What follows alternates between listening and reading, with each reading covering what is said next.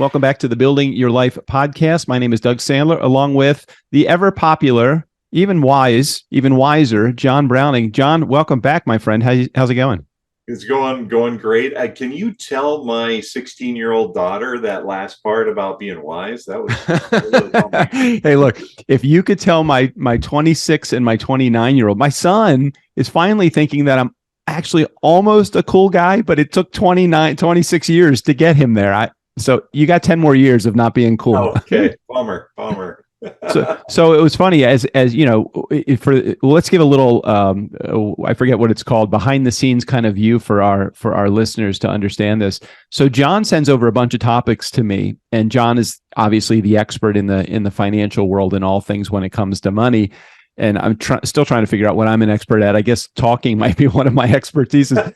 So he sends me over a bunch of topics, and then I'm kind of write down, before we get to today, I write down the intro. So one of the things that I was writing down as I was reading your questions that you wanted to kind of talk about in the subjects you wanted to go over today, I was thinking, you have a lot of life's lessons that you have learned and that you share with other people. And then I took it to the next stage. I'm like, you have wisdom from the ages. and you're really not old enough to really have wisdom from the ages, but you kind of have a lot of life's experiences, good, bad, and different, that are at your back like the wind.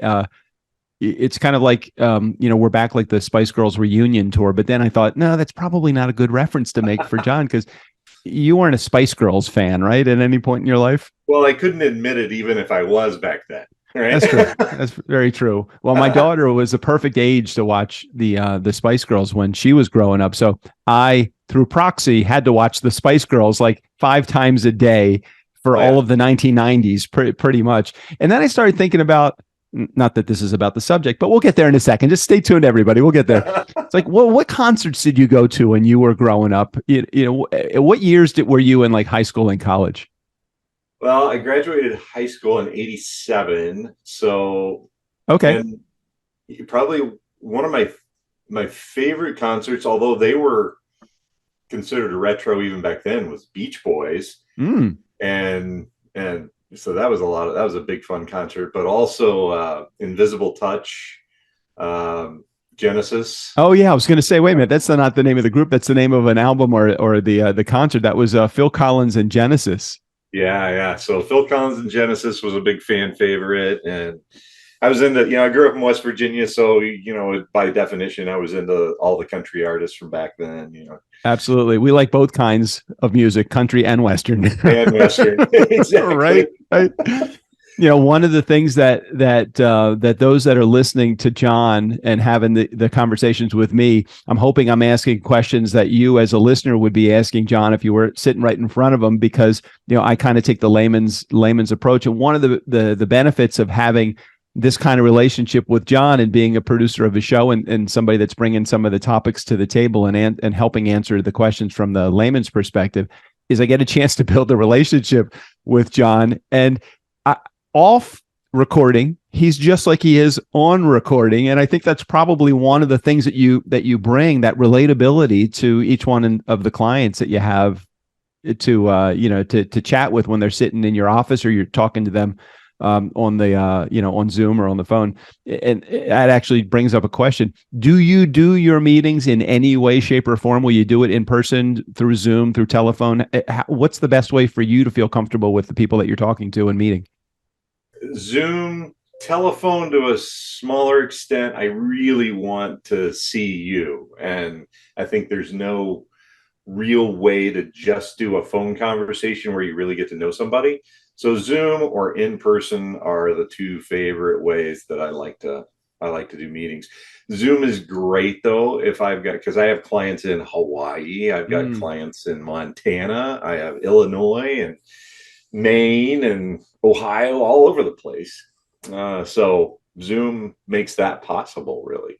So when somebody is meeting with you, and part of what I wanted to talk about today, if we can jump into some of the topics that we had discussed, that we were going to discuss today, some of the things that people oftentimes are confused about or unsure about is the difference between working with, let's say, a financial advisor or an insurance agent or your tax preparer, your accountant or CPA, and how to spot a good financial advisor. All of those things are like the things that oftentimes will run through the blurry line between what a lot of those roles that people play. So can you share a little bit of maybe of your philosophy or how you would advise your prospective clients to think? Yeah, I think this is a really important topic, and this is not in any way, shape, or form to promote myself as a financial advisor. This is to help whoever is listening select the right individual for their needs. And I actually address this in the book, Build a Life, Not a Portfolio, chapters 8 and 9, I believe. One is the right experience matters, and the other one is why you should use a financial advisor. And there's some really good reasons for that that are, as much as you can prove anything with scientific data that are proven, that you do better when you use a professional. Kind of like when I try and fix my plumbing or electrical or a car, I would do better almost 100% of the time if I used a professional. So All right. Well, can we unblurry the lines a little bit more clearly for those that are in our audience? So there's you mentioned a couple of them in some of our prep notes, which are things like financial advisors, insurance agents, tax preparers, all of that. Tell me what we need to know as consumers when it comes to either selecting those people or finding the right one. yeah, I think there are several, although not too many, thankfully, CPAs out there, tax preparers that will also function as a financial advisor. I would, generally speaking, not always, recommend that you actually get a financial advisor that focuses on that. And I'll kind of circle back to Yeah, what that's the all right. difference is. But a CPA or a tax advisor is somebody that I use on my team when I'm advising a client. I don't try and do their taxes. I know just enough to make myself dangerous. I know more than probably the average person in terms of how to plan for taxes, but I really want to talk to somebody who does that all the time. And that would be your CPA or tax preparer, Mm. somebody who does that all the time. And together we make things a lot better. The same thing if you're going to your CPA and they say, well, let me run your portfolio for you, your investments for you. I'd suggest maybe that's not the best person for the job. It's not what they do every day. During tax season, they're going to be very distracted. You want somebody else for that, right? And the same thing with, say, an insurance agent. So, an insurance agent, there is a lot of information to know about insurance, all sorts of different types of insurance to protect you, to reduce your taxes, all that. And I know more than the average person about all of those things. As a matter of fact, I have my insurance license, so I could do that. But when you come to me as a financial advisor, I'm likely to go get somebody who knows much more than I do and Mm. put them on your team as the client, as your insurance advisor. Same thing there, right? You want a team around you of experts that's what they do every single day. And the same goes for, what was another one that I had on there? Let's see. You had insurance agent, you had CPA, you had accountant, financial advisor, tax preparer. I think I covered all the bases there Yeah. with them. Yeah, like there are a lot of accountants out there that will also do taxes because it's very related to accounting. But there are also a lot of accountants out there who will not do your accounting. And a lot of people don't understand the difference between that. But your bookkeeping, everyday bookkeeping, is quite a bit different, although Mm-hmm. interrelated with Mm-hmm. your taxes. How you do that bookkeeping can get you in trouble or help you out come tax time. So whether or not those two functions are combined or not, you might want, like I have accountants slash bookkeepers that I work with that also work in conjunction with some of my tax preparers. And then we add an insurance agent. And then the next thing to add on to there is your legal counsel in terms of Mm-hmm. estate planning and making sure that those assets that we've done such hard work to protect from taxes and grow and protect in terms of the investment side of things, that legal thing is something that people overlook all the time. They say, oh, I did a will like 10 years ago, and That oh, was the by the way, I last time I moved. looked at it, right? And that's the last time I looked It's the at it. last time I looked at it, because it's not something we want to think about. And I've even had people, especially living here in Florida now, they move from New Jersey or Chicago or wherever. And, I always mention, hey, do you have that? Do you have that will? Do you have that estate plan? Do you have that trust put together? And oh, yeah, yeah, yeah, yeah. But I always say, you did update it when you moved to Florida, because it doesn't work. Mm. If you're a resident of Florida and you have a New Jersey will and all that, that doesn't work. You have to update that when you move. A lot of people don't think about that either. Interesting. Yeah, again, I had never thought of that. I moved from Maryland to California, and I did it just. I don't know why I did it. I just did it. I just had it redone, but I didn't think about the fact that there are different state laws that actually change along the way. What's interesting about that is that might be a characteristic between. I don't know if you're a fan of like Harbor Freight Tools, where you go in and you can see that they have the good, better, best. If you go in, you see, okay, they have the same tool that can actually accomplish the same mission, but it's 5 times more expensive than the good tool that's there that could do it for 5 times less, but may not last a long time. Are there certain characteristics that you look for as a team member of a greater package? You said, hey, I'm in the advising side, but I have an insurance license, but I tend not to sell insurance because I really feel like leave that to the professional if need be. Is there a good, better, best, or even a better, best characteristic that you look to for people that are going to be on your team? Well, for people that are going to be on the team that I want to recommend and use for my clients, number one, I want them to have a good work ethic and good service. That's number one or number two. And then number two, I want them to be in their profession, not the no guy, but the let me tell you how you could make that work, and let Mm, the client decide whether or not it's good or bad for them. right.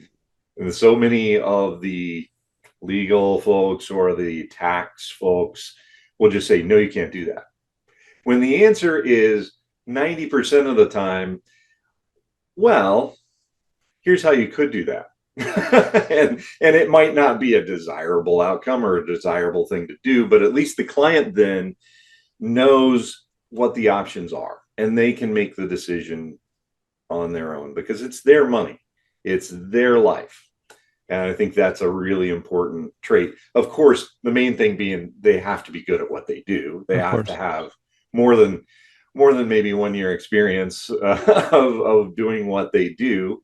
And I know that's frustrating for all the folks that are just getting out of school. But if you're just getting out of school, get with a team so that you can have a mentor that can teach you all the things that long experience sitting in that seat has taught them.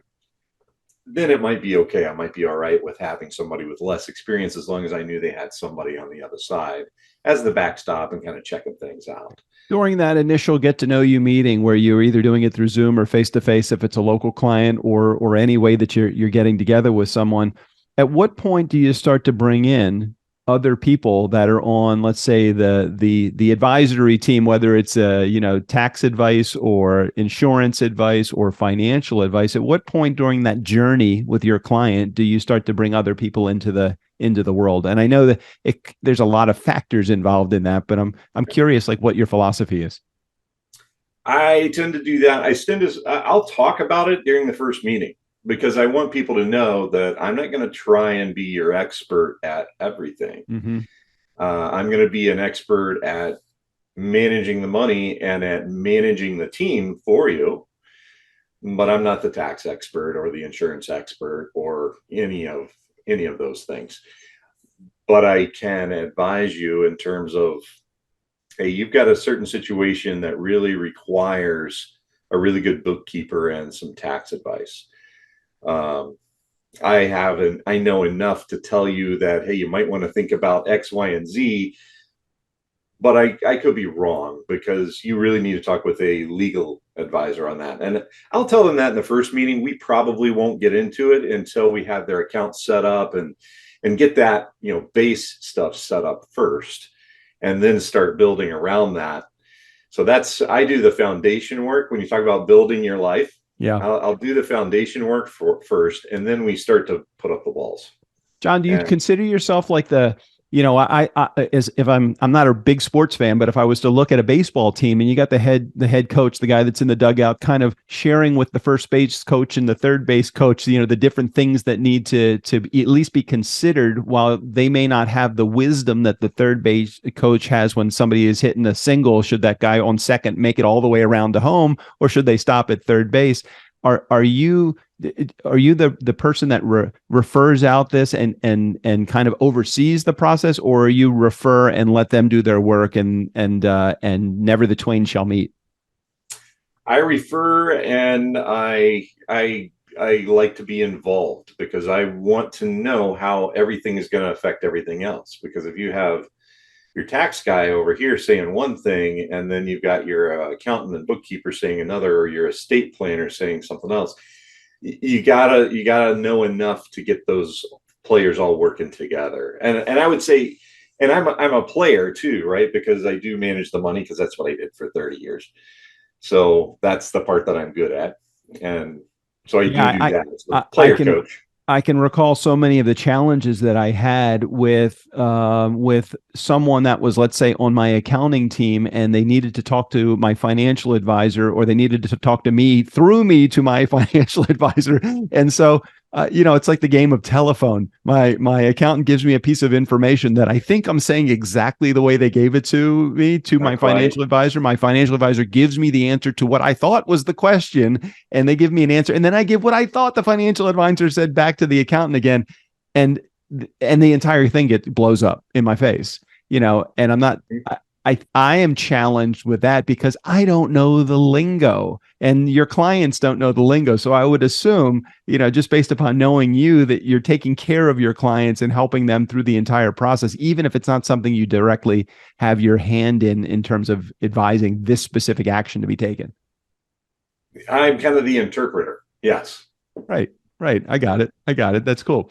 Well, can you tell me a little bit about the steps that you take with a new client when they're first getting? I know we've chatted about this in other episodes, but this seems to be a really good spot to share your philosophy on. Okay, what are the steps do you take when somebody goes from that initial meeting with you before they're a client to becoming a client of yours before we wrap up today?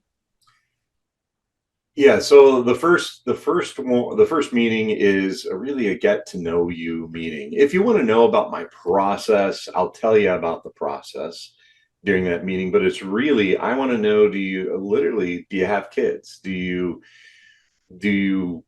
live in a house that you rent, or do you own the home, or do you have some hopes and dreams? And that's the fun stuff. And that's where so many people that I talk to haven't really thought about, what do I want to do with all this money that I'm talking to John about when I get sort of quote unquote done, right? And done with work, or done with saving, or whatever it might be. So we tend to talk a lot about, what do you like to do? What's fun for you? Is it skiing? Is it fishing? Is it hunting? Is it travel? What is it that you like to do? If it's travel, what type of travel? And is it the grandkids? And once I start to have that picture, then I'll ask, well, what kind of assets do you have now? And we'll talk about whether they have a 401k, a Roth, or what type of retirement account, or nothing. They have taxable accounts, or maybe they have nothing. Maybe they're just starting. And then we start talking about, risk parameters. If you woke up tomorrow and your accounts that you'd saved for your whole life were down by 20%, would you panic? You wouldn't be happy, right? Nobody would be happy with that. But would you panic? Would you know what was going on? Would you understand what's going on? And we kind of get a feel for that. And then the next meeting, we'd set up, because they don't always have all their paperwork handy. They didn't know what to expect when we had our first conversation, and we start gathering paperwork.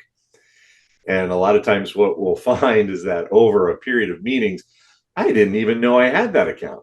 Oh, I had that account over here, which, by the way, is a lot easier than when you go to retire a year out from retirement, not knowing where that you had 5 different 401ks from all the places that you worked and you never did anything with them. And they've been sitting in a money market fund or something like that.